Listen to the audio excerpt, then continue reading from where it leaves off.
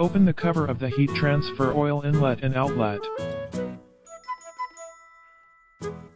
Outer threaded water pipe elbow winding tape. Install the outer threaded water pipe elbow and tighten it.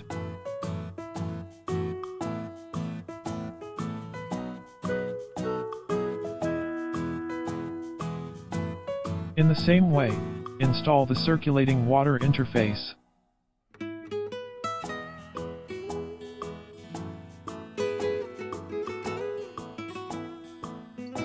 When installing metal insulation pipes, the connecting ports must be parallel to each other, otherwise leakage will easily occur.